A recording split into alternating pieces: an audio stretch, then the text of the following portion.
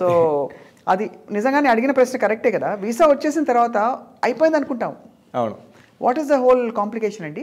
So visa వచ్చిన తర్వాత ఏంటంటే యాక్చువల్గా పోర్ట్ ఆఫ్ ఎంట్రీ వాళ్ళకి they have all the rights to deport you when they feel that, అంటే వాళ్ళకు క్యాండిడేట్ వాళ్ళ కంట్రీకి ఎంటర్ అవ్వడానికి అర్హత లేదు అని అనుకుంటే వాళ్ళు డెఫినెట్గా డిపోర్ట్ చేసే రైట్స్ వాళ్ళకు ఉంటాయి. రైట్. కానీ దానికి సపరేట్ ప్రొసీజర్ ఉంటుంది.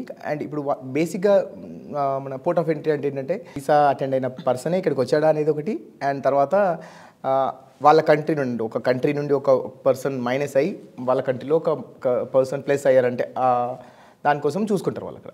కాకపోతే ఏంటంటే కొంతమంది ర్యాండమ్గా అనొద్దు, వాళ్ళకు వేరే ఒక అల్గారిథం ఉండొచ్చు, లేదా కొంతమంది అప్లికెంట్స్ మీద వాళ్ళకి ఏమైనా అనుమానం వచ్చినా కానీ, అంటే వాళ్ళు అడిగిన క్వశ్చన్స్కి సరిగ్గా ఆన్సర్ చేయకపోయినా కానీ వాళ్ళు సెకండరీ ఇన్స్పెక్షన్ తీసుకెళ్ళి వాళ్ళు ఎక్స్ట్రా క్వశ్చన్స్ అడగొచ్చు.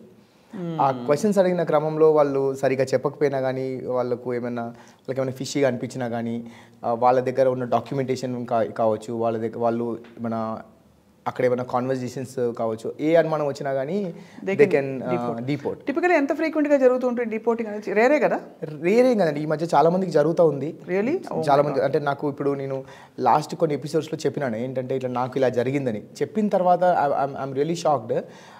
అట్లీస్ట్ ఎవ్రీ వీక్ ఒక కనీసం 2-3 స్టూడెంట్స్ అయినా వస్తున్నారు. మా అబ్బాయి అమెరికాకి వెళ్ళి డిపోర్ట్ అయ్యి వెనక్కి వచ్చాడు, మా అమ్మాయి అమెరికాకి వెళ్ళి డిపోర్ట్ అయ్యి వచ్చిన వాళ్ళు ఇట్లా వస్తున్నారు. అంటే నాకు ఇంతమంది అవుతుందా ఇదా అనేది నాకు అనిపిస్తుంది. Very surprising. సో ఏంటంటే వాట్ ఈస్ ద ప్రైమరీ, అంటే వాళ్ళు ఎలా పిక్ చేస్తారు అసలు వీళ్ళని ఇప్పుడు మనం ఎక్కువ ప్రశ్నించాలి అని వాళ్ళకి అసలు ఆ ఇన్స్టింక్ట్ ఎలా వస్తుంది? ఇన్స్టింక్ట్ అనేది కాదు, దాంట్లో ఒకటి ఏంటంటే ఇప్పుడు వీసా కాపీలో వీసా ఫోటో కింద స్టార్స్ ఉంటాయండి. 1 స్టార్, 2 స్టార్, 3 స్టార్స్ ఉంటాయి. రైట్. సో దాంట్లో ఏంటంటే 1 స్టార్ ఉంటే అర్థం ఏంటంటే వాళ్ళకి ఎక్కువ క్వశ్చన్స్ ఉండకపోవచ్చు, ఆల్ గ్రీన్ అన్నట్టు వెంటనే వాళ్ళని వదిలేయచ్చు అన్నట్టు ఉంటుంది అన్నట్టు. అండ్ 2 స్టార్స్ ఉంటే ఏంటంటే they might check their emails, phone conversations, WhatsApp conversations ఏమైనా ఉంటే వెళ్ళి చూసే అంత ఉండొచ్చు.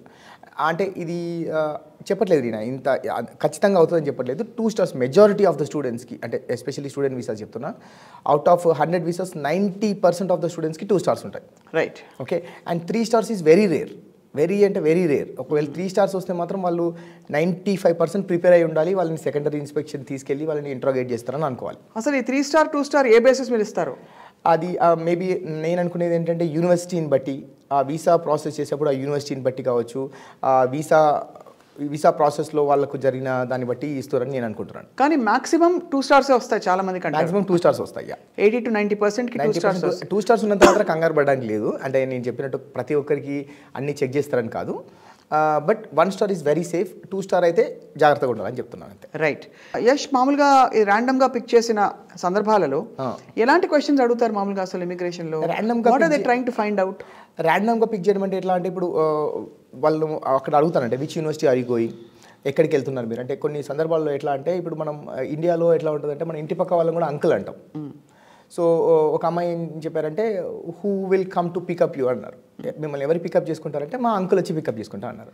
కానీ DS 160లో మనం ఏమని మెన్షన్ చేస్తాం, డూ యూ హ్యావ్ రిలేటివ్స్ అంటే నో అని చెప్పాం మనం. అక్కడ రిలేటివ్స్ నో అని చెప్పి అంకుల్ ఉన్నారు అంటున్నారు ఏంటి అని అడిగారు వాళ్ళు. అతను మా ఇండియాలో మా ఇంటి పక్కన అతను మేము ఇండియాలో అందరినీ అంకుల్ అంటామంటే వాళ్ళు వినలేరు. అంటే DS 160లో ఒకటి మెన్షన్ చేశారు, ఇప్పుడు మీరు చెప్పింది వేరే అనే దాని మీద అమ్మాయిని తీసుకెళ్లారు.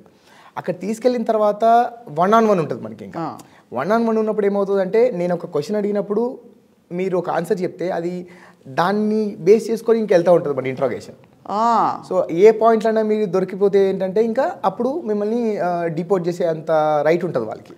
ఓహో. ఇఫ్ దే ఫీల్ దట్ మీరు ఎంబసీని కానీ మీరు ఆ వీసా సిస్టమ్ని మిస్లీడ్ చేశారనే అనుమానం వస్తే they will do it. Right. They have all the rights to do it.